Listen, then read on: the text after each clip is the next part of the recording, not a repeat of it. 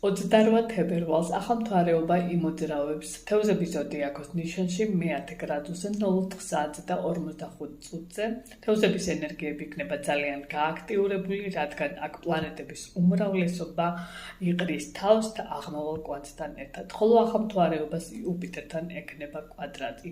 ახალი მთვარე მოგვიწოდებს ღრმად ვენდოთ ჩვენს ინტუიციას და გვახსოვდეს, რომ ყველაზე ბნელ მომენტში კი არის იმის ალბათობა, რომ რაღაც ახალი მოხდება.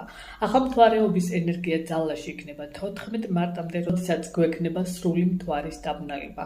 განსაკუთრებით გააქტიურებული იქნება ცვალებადი ენერგიები, ადაპტაციის უნარი დავტოვოთ ის, რაც გვამძიმებს და კვლავ ვიოცნებოთ ახლის არსებობაზე. თევზები მიმართულების და სულიერების ნიშანია და ის მოგვიწოდებს გავიხედოთ ყოველდღიურ საზღვრებს მიღმა, სადაც ჩვენი გრძნობები დაგვეხმარება იმის გაგებაში, თუ რა ძალადებს იმაში, რასაც ვხედავთ ან ვეღებით, არამედ იმაში, რასაც ღრმად გრძნობთ და ვერ ხსნით, მაგრამ ვიცით, რომ არსებობს. იუპიტერი კი ქმნის კონფლიქტს ჩვენს ამბიციებს და ოცნებებს შორის.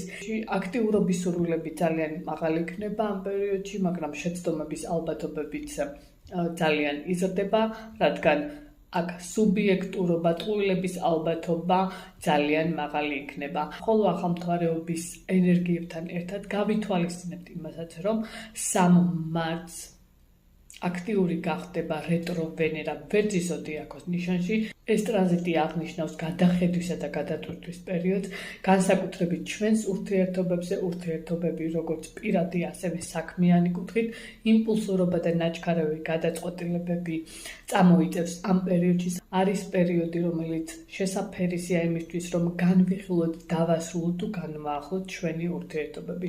ზოგთან შესაძლებელი აქ დაბრუნდეს ძველი პარტნიორები, ძველი პარტნიორული ურთიერთობის განახლებები მოხდეს, ძალიან დიდი გამოწვევების წინაშე დავდგებით, უფრო მეტად გადამოწმდება ახალი ურთიერთობები.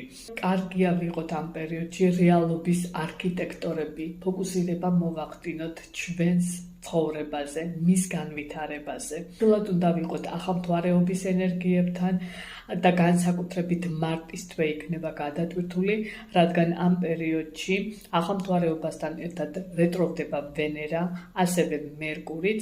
14 მარტს იქნება მთვარის დაბნელება და ასევე 30 მარტს ნეპტუნი გადავა თევზების ზოდიაქოს ნიშნიდან ვერძის ზოდიაქოს ნიშანში. ძალიან დიდი პროცესები მიმდინარეობს მარტის თვეში.